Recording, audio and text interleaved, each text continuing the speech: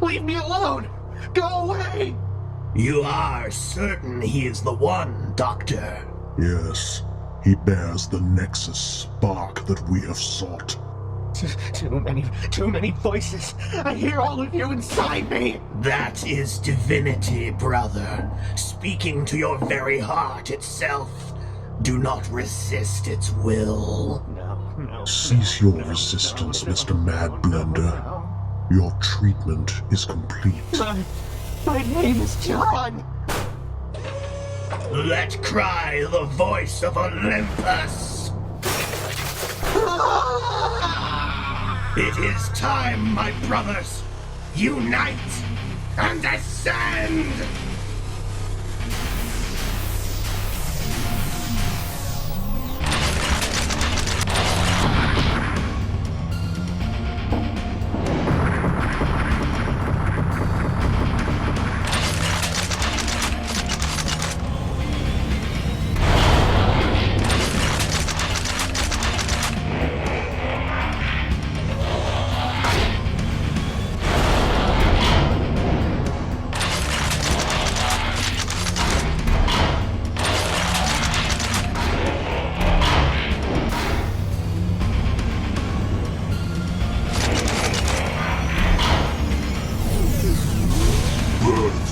Blood of gods, forged in trials of labor and strife.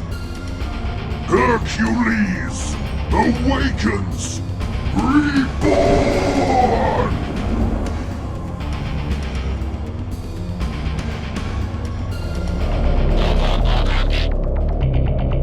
Ladies and gentlemen, this is internet personality Vangelus getting all 2012 in this hizzy with a look at the very first unofficial IP infringing combining team in their combined combiner mode. TFC Toys kicked the third-party world sideways when they successfully released Hercules, the Devastator many fans thought they would never see on their display shelf, and a few years after that fact, it's time to sit down and review this behemoth, since, you know, he's properly ripened. The first thing about Hercules that caught everybody's eye was how his silhouette was far less G1 Devastator from the 80s, and far more the, at the time, IDW Devastator design. In particular, the lack of entire vehicles on his shoulders, and the use of folded treads for his forearms. This aesthetic decision leads into the general look of Hercules. He's robo-muscular, cyber-bulky, but not monstrous or roid-raging. While certainly a titan, he's got a, for lack of a better word, a kind of slimness to him that I do enjoy. That said, he's definitely got some G1 as G1 bits on him, like the awkwardly jutting shoulder crane, and the big ol' arm shovel, or the chest shield that got added in late in the development of these figures. It works pretty well. Another late addition for the sake of G1 are his goofy red sunglasses, which in my opinion are kind of a waste of time. They're so transparent you can see his eyes underneath, and they sit so low they make his forehead look kinda huge. And they're fragile. Getting some reflective material on the inside of the lenses can work wonders from what I've seen, but Speaking of which, the Hercules head is a straight-up crimson light-piping engine, with or without goofy ruby quartz Cyclops glasses in front of his optics. Hercules' cranial sculpt in general is pretty badass, scowling and unimpressed by the tiny robots that surround him in his life. The individual robot weapons all combine together into a firearm for Hercules, and since they all came with clear red duplicate guns, you can build a clear red one too. If you like, you can swap parts around to represent parts of the purple cannon glowing red. Or build your own weapons, since these are part of the 5mm peg system that litters Hercules' body. No, really, there are pegs and ports everywhere. If you think Hercules is under-equipped, then by golly, you can over-equip him!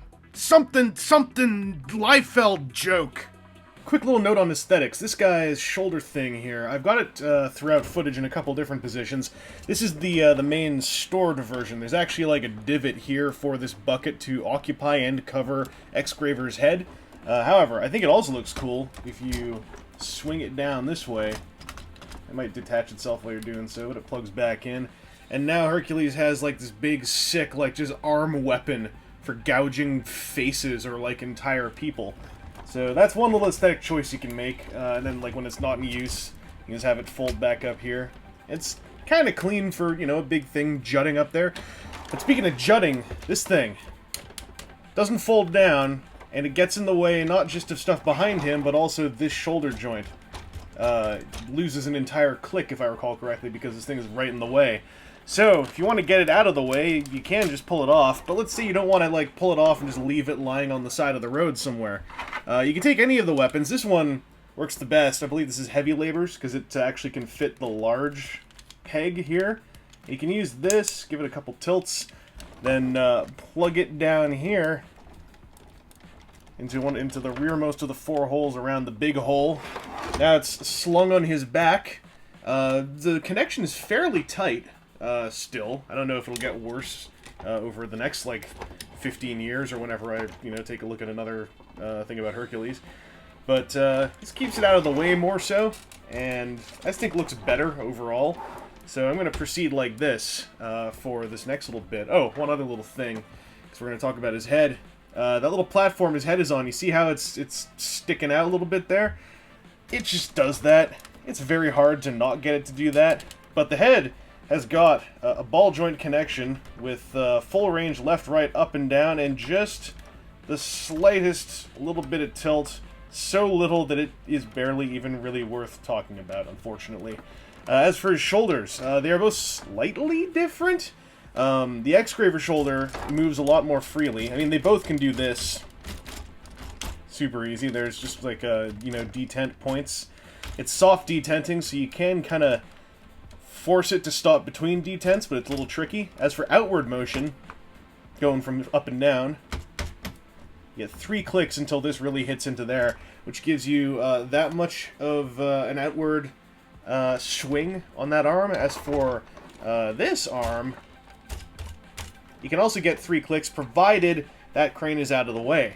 You can actually get 4 clicks if you don't mind squishing up some of the stuff up there. So it's not enormous shoulder posability, it's just decent shoulder posability. In general, that's this guy's posability. It's not astounding, but for what he's doing and being one of the first ones to do it on a fully all original piece level, it's, I think, pretty cool. There are bicep swivels with soft ratchets that are kind of loud and clicky. These are the waist joints of these two guys. And then you get an elbow joint that's got its own soft detenting. A lot of detenting and ratcheting on this dude, and they're okay. There's no double-jointed elbow, but I feel okay with what we've got here. I think it's survivable. This one bends up another click more than this one, I do believe. The wrists can swivel because they are pegged onto a thing that's sandwiched in there, and can also do that, which is a really oddly helpful bit of curl. Because, there's no double-jointed elbow, but you get this extra bit of U-shaped J-hooked swoosh by working that thing. Hercules also has the very first TFC combiner fisticles, which have got, a pretty decent fist shape, but also a ball-jointed thumb with a hinged knuckle, and then 4 jointed fingers, each individually jointed twice, once at the base here on the knuckle, and then once in the middle of the finger. So you can get him to do poses like pointing, or saying, "Come get you some," or something rude that I'm not going to do, because that is lowbrow, low-class, small-timer stuff. That is well beneath me. I stick to things like fart jokes and, well, the waist joint. There is a big truck bed hanging down here, but nonetheless, if you don't mind stuff kind of banging around a little, pretty decent waist joint, especially for a dude who is so big with such shoulder mass. The expressivity of this is pretty lovely. Now his hips are heavy labor's hips, and there's this green skirt down here that can slide forward a little bit if you do so choose, like that much. I don't even know if you can really tell. Well, you can see this one's forward a bit more and that one's pushed back. Going forward just gives you a little bit more room to swing these up so you can make room for the leg to swing forward. Unfortunately, the leg does not go all the way 90 degrees forward because there's stuff slamming into stuff. It's not gonna happen. However, to the leg joint's credit, even though it's got a lot of room between clicks, like from this click to this click, there's that much wiggle room, like basically like loose wiggle room, although it'll stop here, and if you move it up, it'll stop there. And that ratchet holds the weight of the entire leg pretty well. The outward ratcheting joint is even tighter. It does not really allow for like full-on Van Damme splitting, although it could if you move a lot of the bulk out of the way specifically for that.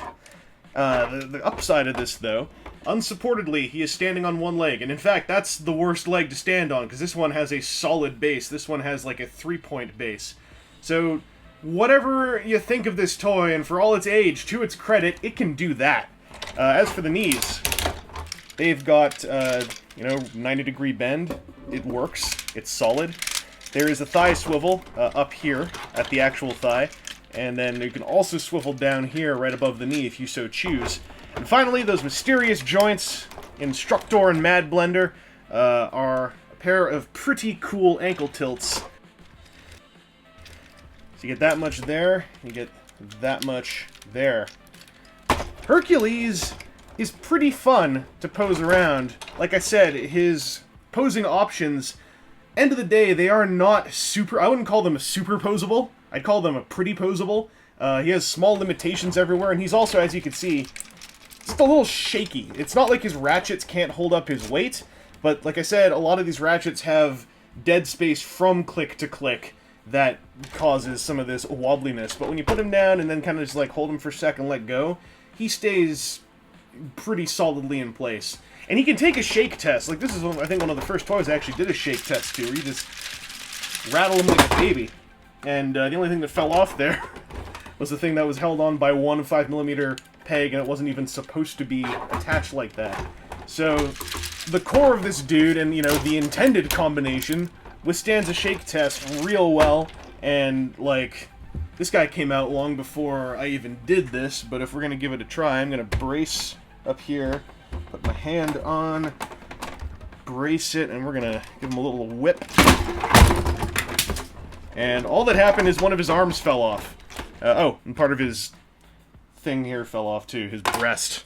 But nothing's broken, everything survived. A limb disengaged, but Hercules survived getting tossed. And I feel like that's one of the tenets of this toy to this day, is he's not necessarily like the most modern looking thing, but he's built like a tank, sir, and he can take another. Hercules will forever bear the title of the first fully original, unofficial, and independent company-released team of combining, converting robots that hella look like the Transformers. Hercules started a trend that arguably colored this niche market's development and release schedule for years to come across many companies. This was the first of the third-party combiner teams, and in that context, I think Herc holds up pretty well. TFC Toys went on to ride out the success and the hype of the construction team by branching out into jets, animals, and rescue vehicles that also all combine together. But to be honest, I feel they've neither evolved enormously from nor recaptured the magic of Hercules.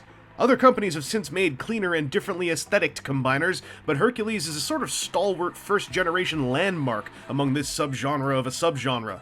The team are all chunky and Cybertron-y, and Hercules is very much the same. He comes together in a way that pays some cool homages to IDW's take on Devastator, a trait that remains unique to him even years down the line. And he's got this slightly messy chunk and rattle to his assembly that, thanks to its overall solidity, makes him endearing to me despite his limited posability and small number of somewhat critical production flaws that required correction, as each piece came out and underwent the study of the internet hive mind. This is probably more worth your time for historical or archival reasons nowadays, unless the aesthetic and straight-up height supremely engages your taste. But hey, if you've got a seriously enthusiast interest in Transformers and the unlicensed third-party pieces that have grown around them, Hercules is a big-time milestone in that weird little history.